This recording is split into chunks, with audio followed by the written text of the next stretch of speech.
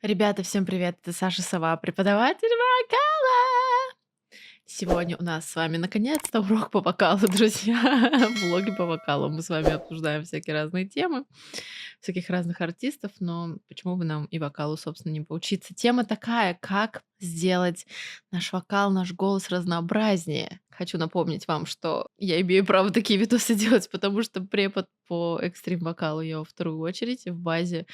Мне частенько спрашивают, какое у тебя образование, чтобы следить, чтобы там кого-то обсуждать. Так вот, у меня высшее музыкальное образование, направлению вокальное искусство и педагогика, и также у меня магистерское образование по направлению инновационной педагогика. То есть я как бы вот прям по профессии работаю, друзья. Как разнообразить свой тембр, как разнообразить свой вокал, зачем этому учиться вообще? Вы, наверное, замечали, особенно если вы вот только начинаете заниматься вокалом, или вот вы какое-то время занимаетесь вокалом, но вот чувствуете, что нужен какой-то новый буст, что-то вот что-то не то, как будто, что-то не хватает, да, в вашем вот вокале. Что нас обычно цепляет в артистах? Что играет, вот знаете, создает эти мурашки на струнах души, да, играет? У некоторых артистов это может быть, конечно же, от природы классный тембр. У некоторых особенности техники, у некоторых и то, и то. И вот когда вы и владеете прикольным тембром, что как бы субъективно прикольный тембр, субъективная история, владеете некоторыми фишечками техники, это, мне кажется, комбо. Что играет больше всего, друзья? Это умение щеголять, жонглировать смыканиями голосовых складок в первую очередь, да.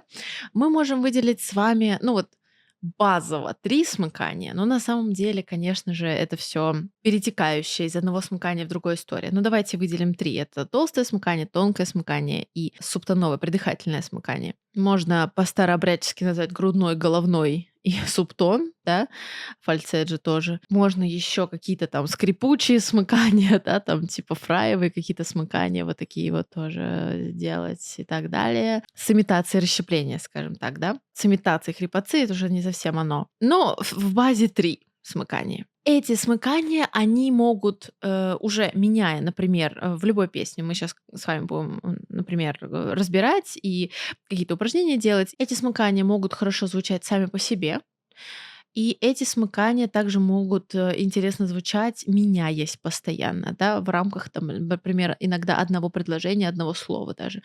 Все очень сильно зависит от трека, от произведения, которое вы поете, от вайба, от, строения произведения, да, от составляющих и от настроения, которое вы хотите передать, да. Потому что вот эти вот вся игра смыканий, она может влиять на настрой трека тоже. Вот, кстати, есть одно видео, где Билли Айлиш интересно рассказывает о том, как она, выбирала режим работы своего голоса, скажем так, да, для того, чтобы спеть песню, из фильма "Барби". Could have literally done like a I used to float and now but it's not, that's not what the song wanted, you know, and I could have gone I used to float. There's so many ways I could have sung it, but none of it worked the way that this kind of heartbroken, almost like you were just crying and now you're singing delivery was, and it was the hardest choice of all of the choices I could have made. Друзья, я частенько вижу ваши жалобы о том, что уже найдя расщепление, вы сталкиваетесь с какими-то проблемами.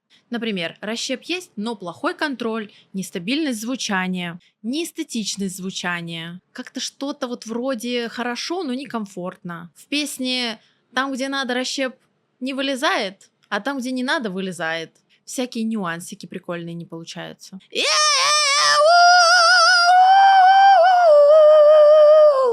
Как работать с расщеплением, когда он уже у вас появился, перегруз такой красивый, но вам не нравится его звучание, его качество? Очень скоро будет открытый урок на эту тему. Записывайтесь по ссылке и получите подарок. Первое тренировочное видео с упражнениями для эстетики и контроля расщепления. То есть видно, что Билли Айлиш может всеми смыканиями работать, да, просто ей нужно было передать определенное меланхоличное настроение, собственно, она и выбрала такой легкий придыхательный смык. Давайте мы тоже с вами попробуем на каком-нибудь просто упражнении, неважно, возьмем там, например, какую-нибудь такую мелодию.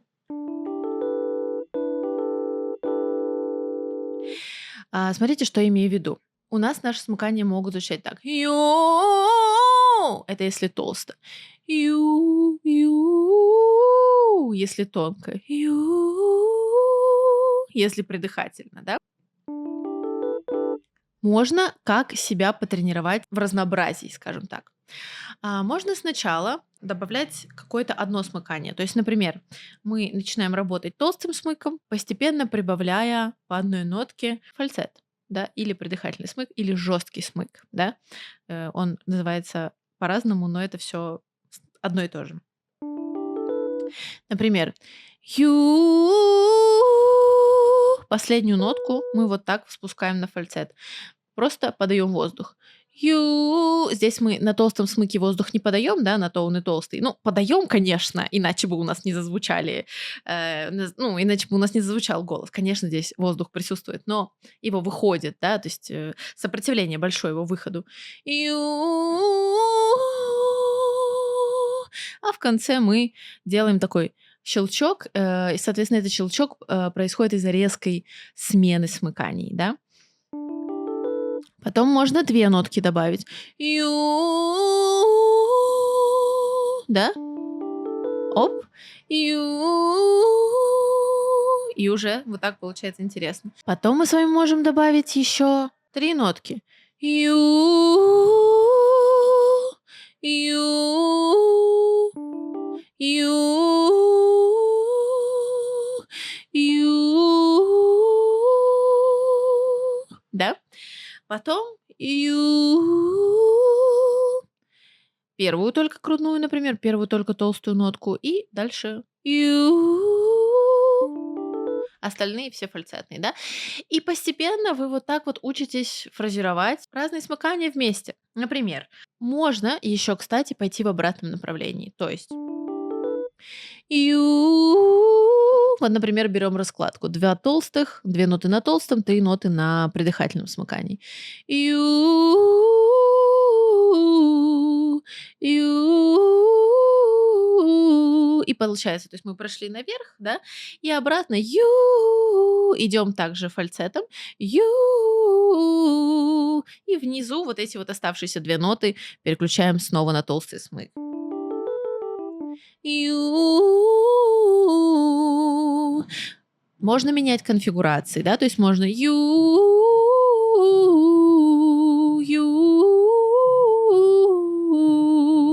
Можно как угодно, можно хоть каждую ноту менять. Ю.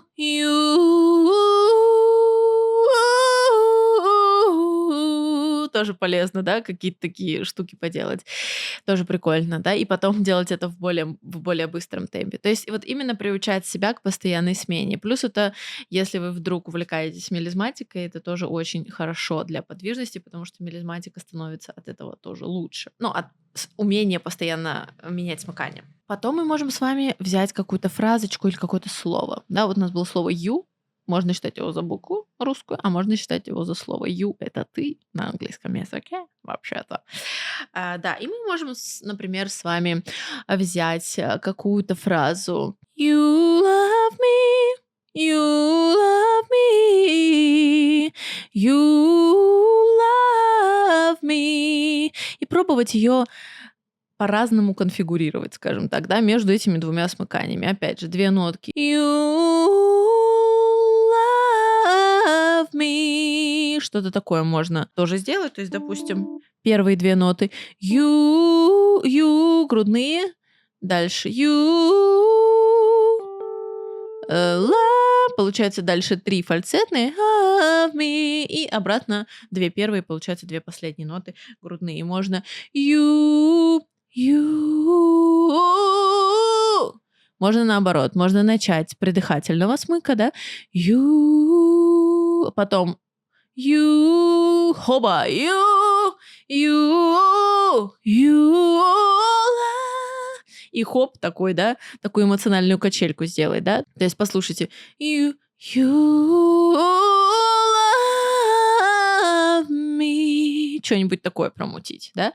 Например, очень круто развивает вот эту подвижность, развивает немножечко кругозор вот в плане звуковедения во время пения, скажем так, да. Можно добавить 3-е смыкание, можно добавить тонкое смыкание. You love. Наверху я добавила тонкое, то есть убрала придыхание. You love me. Оп, йодель такой получился, да? Love me. И вот таким образом тоже тренируемся. Любая вообще конфигурация может быть, да? Еще, друзья, один интересный пункт, что помимо смыканий у нас существуют атаки. Я знаю, что сейчас уже появилось какое-то новое объяснение атакам звука, но в старообрядии атака звука — это вот когда вы только начинаете атаковывать, то есть вот это не от слова атаковать, вот прям жестко что-то ударить, да, нет. Это вот начать звук, да, начало звука. И стартовать можно очень сильно по-разному. Также можно стартовать придыхательно, мягко, твердо и фрайва, да, то есть вокал фрайва, скажем так. Не фрайскримова, а вокал фрайва. Штрабасно, короче. Соответственно, вот это наша you love me, I love you, да. Можно начать по-разному. Можно начать I love you. Со штрабаса. После штрабаса вас никто не заставляет идти тем же смыканием. То есть делать пытаться что-то там скрипеть. Нет, никто вас так не заставляет делать. Дальше вы вольны выбирать то смыкание, которым хотите. Хотите, уходите на толстое. Или какое-то более тонкое, или на придыхательное, что тоже очень часто работает, да. Частая конфигурация — это штрабас и потом придыхательный жесткий смык, да, если хотите. Просто, напишите в комментариях, если вас тоже подбешивает словосочетание жесткий смык, потому что у меня ассоциация с жестким смыком — это типа жесткий смык, ну вот прям жестче, тверже твердого. Вот, я поэтому все время говорю придыхательный, хотя я знаю, что да, там жесткий смык — это жесткий смык, но, скажем так, это может называться как угодно. Главное, чтобы мы понимали, что мы под этим подразумеваем. Так вот, очень частая конфигурация — это штрабасик такой в начале, да, как атака, и потом вот придыхание, субтончик. Билли Айлиш, Ариана Гранде. Сначала Стиви Вандер, потом Ариана Гранде и так далее. Леди Гага, вы поняли. Пробуйте, да? То есть мы с вами берем штрабас и потом на фразе I love you что-то продолжаем. Например, на придыхании. I love you. I love you. Что я сейчас сделала? Да? Я сейчас поскрипела, потом посубтонила, I love, утолщила, и потом опять you, опять насубтонила, да, опять распустила это дыхание, немножечко дала вперед, да. Вот, и получилась такая прикольная игра. I love you. Вибрато можно добавить, да. Короче, что хотите. Можно со штрабаса уйти в тонкий смык. I love you. И потом закончить субтоном. Можно толсто атаковать. I love. И уйти в придыхательный смык, например. Да? Пробуйте, пишите, получилось, не получилось. И какая конфигурация вам больше понравится. Мне интересно почитать. Да? То есть вот прикольно тоже получается. Берете толстый смык, а потом I love you. И в конце также можно снимать. То есть окончание, как вы снимаете, это тоже интересная история. Можно снимать ровно так же, как вы атаковываете. Мягко можно снимать. Можно жестко сбрасывать дыхание, тоже очень прикольная тема. Можно как-то йодельно снимать, можно штрабасно снимать, да. Вот, допустим, есть такая песня у Cranberries «Zombie». Ну, есть такая песня, как будто вы ее не знаете, да. Там, когда вокалистка поет, вот как раз-таки «Zombie», да, то есть вот этот вот сброс дыхания «Zombie», да, и это прикольно сбрасывать, например, с толстого смыкания или с белта, когда вы белтили, да, там I love you. Во-первых, просто сбросить ноту резко, и уже будет такое придыхание в конце. Или просто резко сделать такой бросок воздушный. I love you! А, да? Такой как будто интервальчик, как будто какой-то ловится, и получается такое интересное снятие. Можно I love you томно снять, да? Можно I love you мягко снять, да? Как угодно можно. Экспериментируйте и ищите таким образом свой звук. То есть тот тембр, который вам дан природой, он может преображаться хотя бы вот за счет этих небольших элементов. Да? Атака, смыкание, окончание. Это уже, я не говорю про внутренние какие-то приколы с каким-то микровибрато или еще что-то. Да? Кстати, если хотите видео про какие-нибудь интересные микроприемчики, напишите мне в комментариях. Если будет их достаточно, я сниму. Если владеете расщеплением. Кстати, если не владеете, пожалуйста, записывайтесь ко мне на уроки, также преподавателю Эльвире. У меня сейчас не очень много окошек, плюс я сейчас в процессе переезда, а Эльвира работает как часы, в отличие от меня. Пожалуйста, если не владеете расщеплением, обязательно ко мне на занятия или на курсы, которые тоже, конечно же, планируются. И вот сейчас кое-что я тоже готовлю интересненькое. Следите за моими соцсетками, пожалуйста, подписывайтесь на мой телеграм-канал, он в ссылочке в описании. В телеге без всяких лишних сторис и так далее. Вся голая информация, плюс у нас там иногда болталочки. Вот, плюс, пожалуйста, подписывайтесь на Бусти. У меня есть небольшой такой Бусти, иногда я туда выкладываю что-то полезное и ранний доступ. Вот, поэтому да, поддерживайте меня в других соцсеточках, плюс будете узнавать об обучениях. Я их делаю раз, там, месяца 4 точно. Итак, друзья, если владеете расщеплением, тоже можно его интегрировать, да, потому что расщепление — это не всегда про экстрим вокал. На самом деле. Это частенько про чистый вокал. Это частенько про украшение своего чистого вокала. Сейчас очень модно, это востребовано.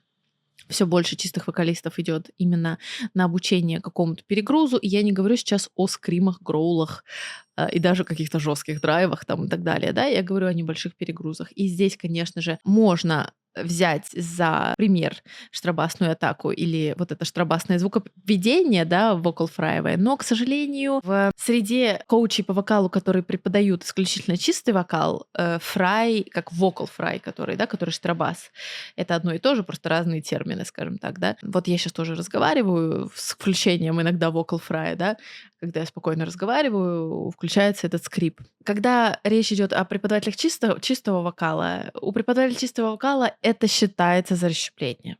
Как бы я не осуждаю, считайте. У преподавателей экстрим-вокала это не считается расщеплением. Да? Более того, это иногда считается даже обидно. Преподаватели по экстрим-вокалу частенько ругаются на то, что стробас опять назвали расщеплением, а он же никакого отношения к расщеплению не имеет. Понимаю и тех, и я нахожусь на самом деле на стыке и тех преподавателей, то есть я не могу назвать себя исключительно преподом только по экстремальному вокалу, да, и также не могу назвать себя преподом по чистому вокалу, поэтому нахожусь только по чистому вокалу. Я нахожусь на вот этом вот стыке, скажем так, да. Могу сказать, что, да, с точки зрения первых, вот этот вот легкий штробасик, да, конечно, он дает вот этот вот эффект расщепления какого-то, да, но это такое, знаете, очень слабо динамически подвижная история, то есть вы можете это делать, когда вы поете тихо, немножечко с придыханием, и, собственно, все. Захотите вы это сделать громче, оно сразу слетит, и ничего не получится.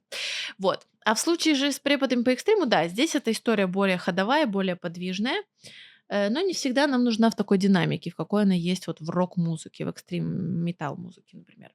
Вот, поэтому здесь тоже как можно интегрировать. Это всегда чуть-чуть подзадранная гортань, скажем так, да? Как чуть-чуть. Не чуть-чуть. Сильно подзадранная на самом деле. Но чем больше вы к этому звуку привыкаете, тем меньше, конечно, вам приходится усилий в этом плане применять. Тоже вот вы, например, начинаете с субтоновой атаки и дальше хотите субтончиком попеть, но хочется какой-то хрипотцы. У меня, кстати, есть урок на Ютубе, посмотрите, как петь томно. Он юмористический, но там прям схема есть, как это делать. Потом не говорите, что я вас не учила.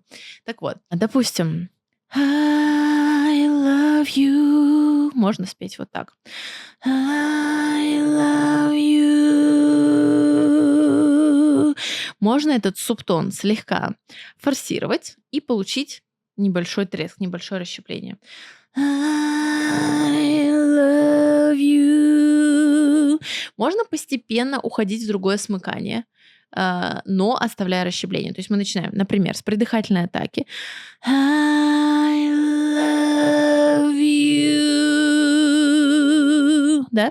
То есть я сейчас начала, атаковала придыхательно, далее подгрузила и потом убрала придыхание. То есть ушла на толстый смык с расщеплением. Да? И это все вот перетекаемо. То есть это все такая миксовая история. Когда я говорю про миксы между смыканиями, я не говорю про высокие ноты.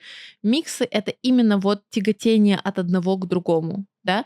То есть может быть, согласитесь, что может быть субтон с тяготением в толстый смык. Ай, ай, ай. Да? Сказать, что это прям, ну да, понятно, но назвать это тонким смыком с субтоном нельзя, да? Здесь явное тяготение к толстому смыку. Это не одно и то же, да? Это даже по ощущениям не одно и то же. Поэтому здесь вот эти вот вы постоянно в замиксованности некоторые должны работать. Не думайте квадратно, что есть 3 смыкания и все. Есть много вариаций, как это все слить друг с другом. Вот. Далее, если хочется, сложнее всего, например, соединять тонкий смык такой с тоненьким драйвом. Тут такая конфигурация, что видите, в каком у меня мышцы гортани, в таком достаточно сильном напряжении, в сильном подъеме гортань, в сильном сужении, но сужение такое не экстремальное, то есть не без вот этого всего. Тонкий смык и расщеп, они сложновато вяжутся, но вяжутся, красиво вяжутся. У меня есть тоже много видео в запретграмме, как я в попсовые песни добавляла вот такое легкое расщепление, и это очень прикольно слушается. И, соответственно, допустим, можно интегрировать это тоже, вот, например, поете вы например, вы поете I will always love you.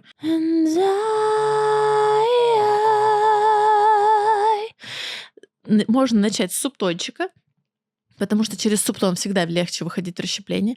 And I will always love you.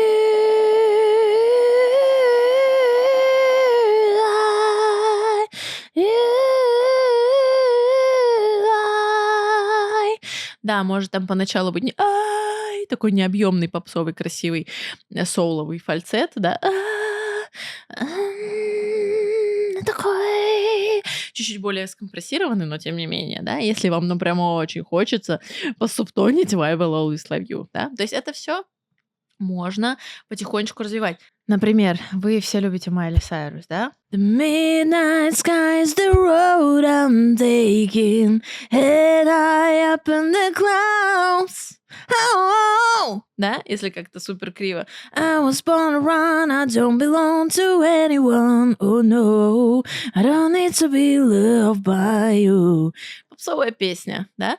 И здесь тоже можно играть смыканиями и так далее. И если вы добавите немножечко расщепления, ваш голос от этого не станет супергруппым, но эффект произведет, да, то есть, но это уже такое со звездочкой задание, скажем так, да, очень сильно со звездочкой задание, да, потому что звучит пока что все легко, но у меня, но не очень простая задача, но да, когда вы вот развиваете свой чистый вокал, помимо того, что в идеале вам нужно научиться вот играть смыканиями и, так, знаете, уже под конец на интуитивном уровне, да. Midnight sky is the road I'm taking.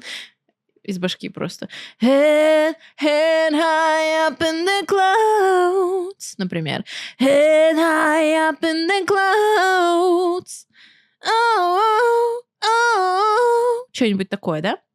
И если еще припорашивать это легким расщеплением, томным таким, так вообще, вот отсюда и берутся вот эти мурашки. И вообще, друзья, я вам хочу на правах преподавателя по вокалу, да, на этом уроке, на такой лекции небольшой, дать один совет, который вы не просили, но я учитель, я вас учу, да, вы меня смотрите, так что учитесь. Когда вы слушаете какую-то песню, и вы хотите ее разучить, особенно если вы вокалист, который, ну, не работающий вокалист, а просто вы вот учитесь для себя петь. Попробуйте вот включать песню и анализировать, что вы слышите. Попробуйте, вот включаете, не знаю, там, Майли Сайрус ту же, кого угодно. Вот прям по строчкам. Какие смыкания вы услышали? Где-то, конечно, невооруженным слухом вы что-то не расслышите. Но пробуйте улавливать вот эти минимальные изменения в голосе и пробуйте их повторять. Я не говорю копировать манеру, я говорю именно пробовать играть со смыканиями, потому что, ну, почти у всех поп-артистов меняется смыкание 54 раза за одну, там, не знаю, фразу, да, за минуту так вообще. Если брать, например, рок-музыку, то же самое. Если не брать там какой-то жесткий металл, а там, где именно есть вокал, абсолютно то же самое. И там эти изменения еще более яркие. Да? У меня есть видео про Nickelback, например. Мы разбирали очень популярную песню How You Remind Me. Я там вот все тоже объяснила, что там немножечко эффект Манделы с точки зрения расщепления. Кстати говоря, там его не так много, как кажется в куплетах, а вот всем кажется, что оно там есть. Да? Анализируйте, чтобы улучшить свой вокал. Анализируйте, что вы слышите у артистов. И мне удивительно, я когда общаюсь с некоторыми вокалистами, они реально не в курсе, что так можно. Особенно, когда вокалисты-самоучки, и они находят какую-то вот одну кондицию, в которой они работают, им как бы комфортно, а когда наступает момент, когда надо выйти немножечко за рамки своего привычного вот какого-то действия, начинается ступор. Поэтому особенно, если вы учитесь сами, вы учитесь по видео с Ютуба, особенно обращайте внимание на вот эти изменения. Попробуйте обучиться как раз-таки разным смыканиям. Белту, миксу, тонкому, толстому смыканию, там, ну хотя бы субтончику. Да? У меня есть ультра старые, старообрядческие на самом деле видосы про субтон, но где-то я там с собой согласна уже, где-то не согласна, но тем не менее по ним тоже можно что-то хорошее для себя обучиться, для себя, например, тому же субтону. Там, на самом деле, хоть и старые, но действенные методы. Вот. Друзья, напишите, пожалуйста, понравился ли вам этот урок, попробовали вы вместе со мной погонять по пентатонике разные смыкания. Если вдруг будете практиковаться, можете отмечать меня в своих соцсетях. Я буду репостить, мне будет очень приятно. И увидимся в следующих видео. Пока-пока.